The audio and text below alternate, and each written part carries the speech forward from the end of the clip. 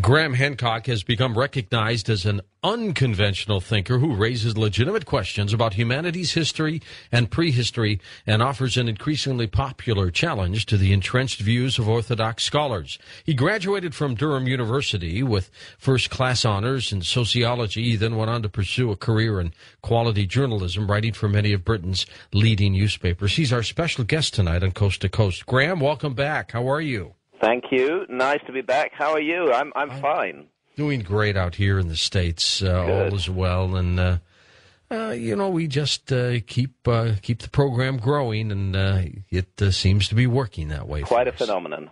Absolutely, Graham. Speaking of phenomena, this book, my gosh, Supernatural. How long have you been working on this one? Well, it goes back many years, but in terms of a focused effort to actually write a book, about 3 years.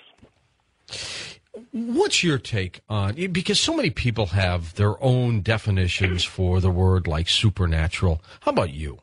Well, the supernatural, if we go strictly to the dictionary definition, we have science, we have observation of nature, and certain rules and forces have been established as the laws of nature. So supernatural technically is anything that cannot be explained within the existing laws and forces of nature. But probably a good idea to orient my own view on this from the outset, as it'll help to shed light as we go along. I think when we talk about supernatural beings, whether they be ghosts, whether they be demons, whether they be angels, whether they be fairies and elves, or even the latest manifestation of the supernatural, and I think that's largely what we're dealing with the so-called alien phenomenon. Mm-hmm. I believe that we are dealing with something real. I want to state this at the outset. It's something real.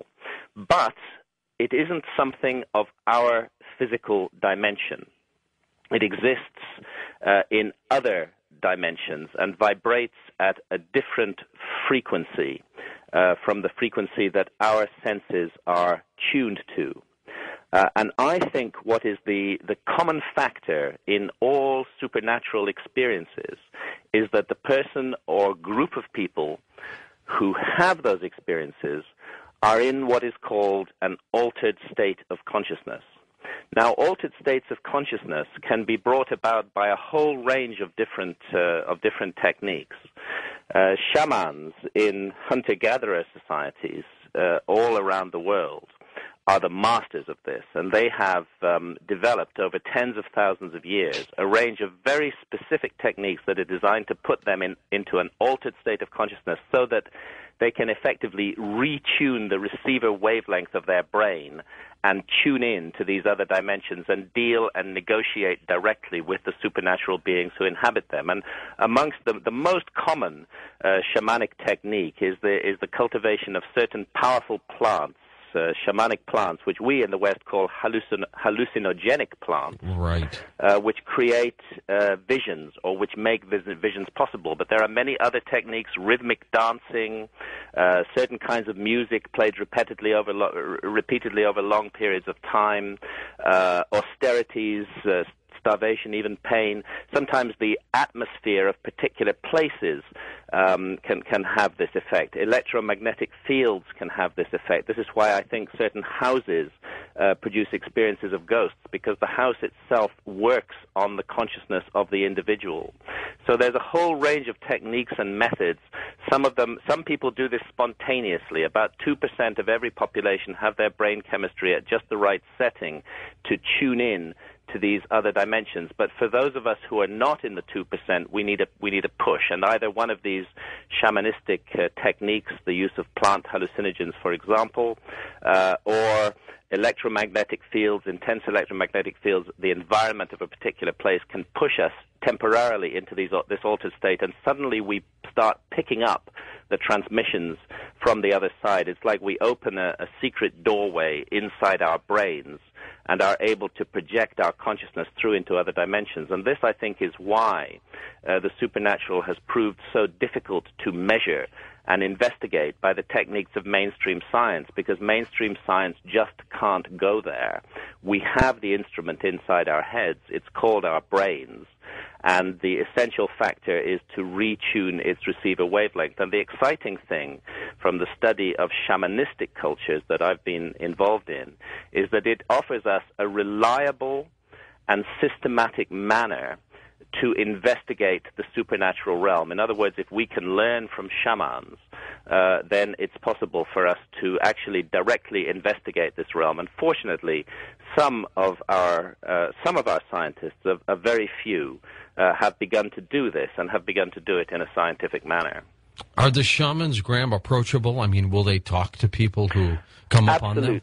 Absolutely. I've spent a great deal of time in the Amazon jungle working with shamans there, and I find them the most grounded, the most practical, the most reasonable people on Earth, extremely approachable. Many of these shamans, even in remote regions of the Amazon jungle, feel that they have a mission to the West.